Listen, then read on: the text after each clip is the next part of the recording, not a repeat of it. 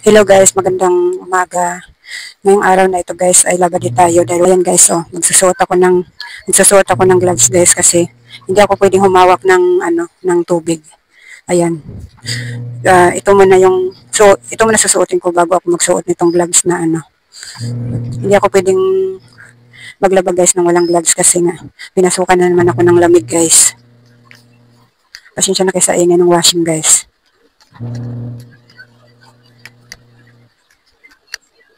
Kaya tayo mga nanay na dyan guys, yung mahilig maglaba, ingat-ingat tayo para hindi tayo mapasukan ng lamig.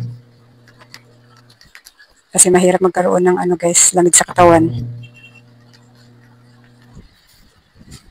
Hindi tayo makakapaglaba pag pinasukan tayo ng lamig sa katawan na mag-ingat po tayo mga nanay para hindi kayo matulad sa akin. Ay, nabutas na pala yung aking gloves guys, o kabibili ko lang nito. Lagyan ko na lang ng tape.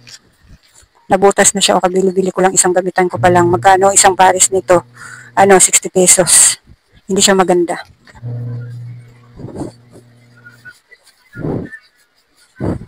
Kaya yan guys, maglalaba ako ngayon guys. Labadi tayo dahil wala tayong alaga. Ang hirap pa naman maglaba guys ng may suot kang gloves. Kaya ingat-ingat tayo mga nanay na mahilig maglaba dyan. Para hindi kayo matulad sa akin. Ang hirap guys, pati sa pagligo hindi ako makaligo dahil nalutang ako. Kaya yan guys, lalagyan ko muna ito ng tip guys kasi maglalaba ako para hindi mapasukan ng tubig. Ayan guys, nalagyan ko na ng tape para hindi mapasukan ng tubig. Sayang kasi kabibili ko lang nito, isang gamitan ko pa lang.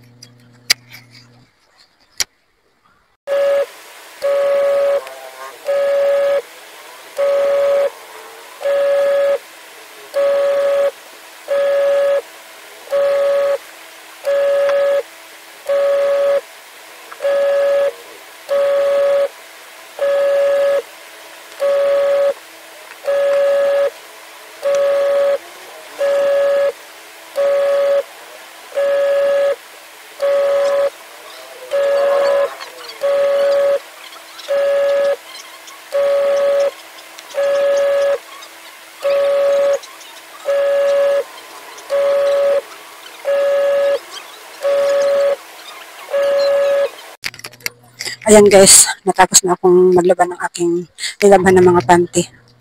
Kaya yan guys, ang hirap ng ganitong sitwasyon na may lamig sa katawan. Pag nagsampay ako, hirap na hirap din ako kung magsampay guys.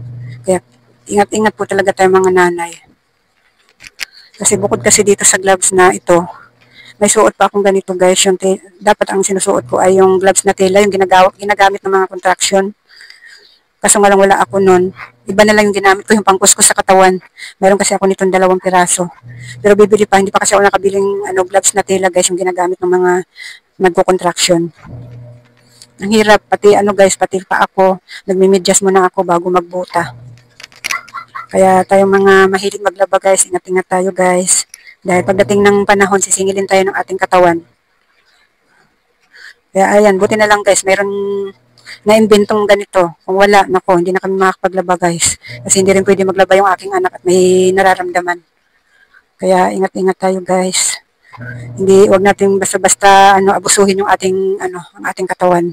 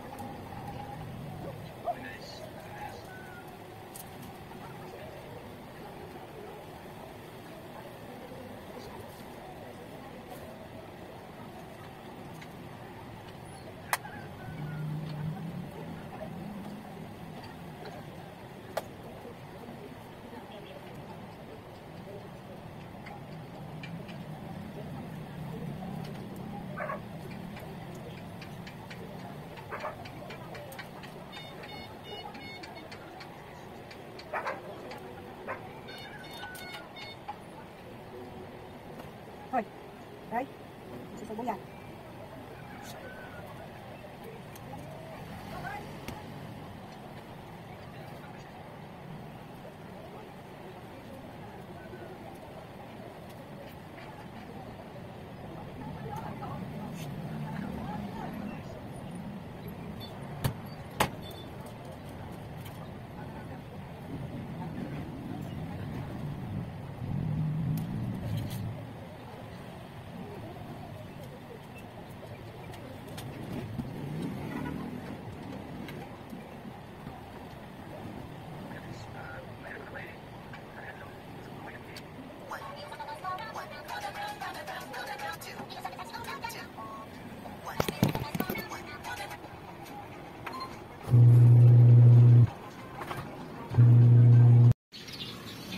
Ayan guys, dito na kami sa bahay ng aking alaga.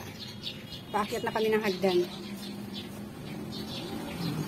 Tingnan mo, ayaw magpababa. Tingnan mo, bit-bit ko.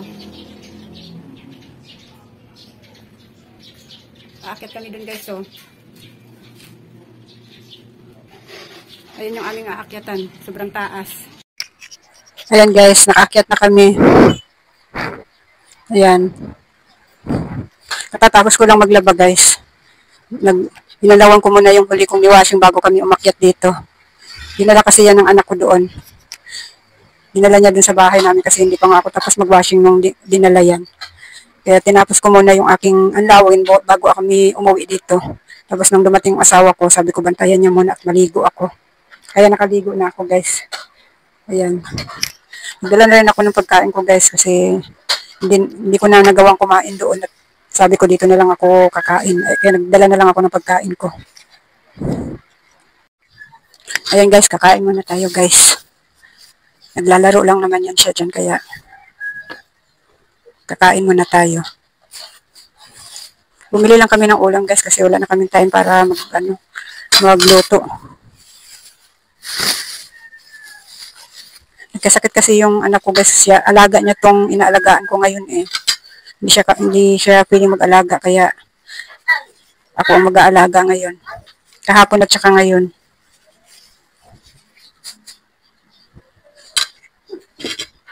Ayun guys, kain tayo guys.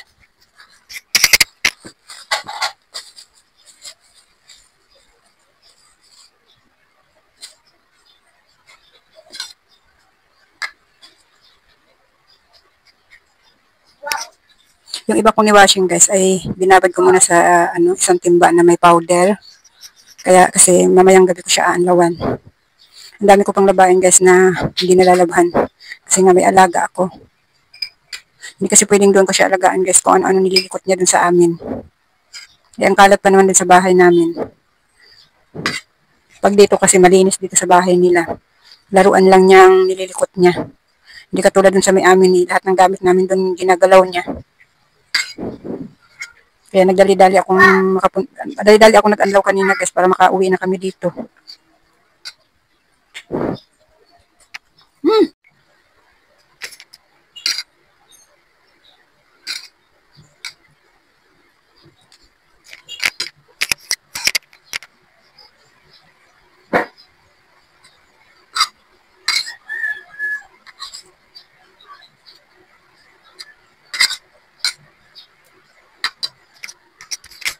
Hanggang bukas pa ako mag-aalaga sa apo ko guys kasi araw ng Huwebes. Rest din ng nanay niya. Kaya hanggang bukas pa. Yung tunay naman na inalagaan ko ay sa ano pa yun. Sa Friday pa.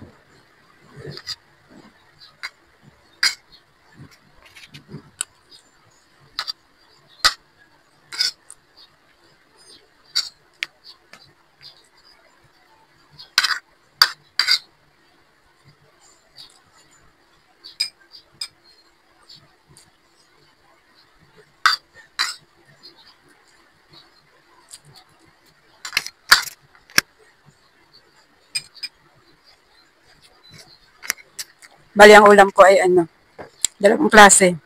Isang sisig at saka isang Bicol Express.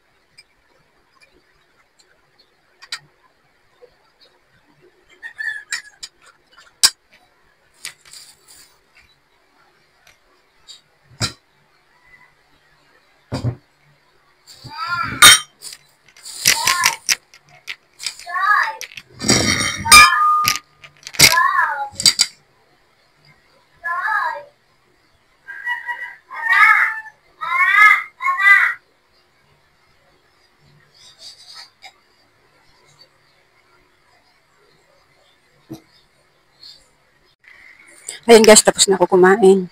Hanggang dito na lang tong aking video guys. Maraming salamat sa panonood at supportan nyo.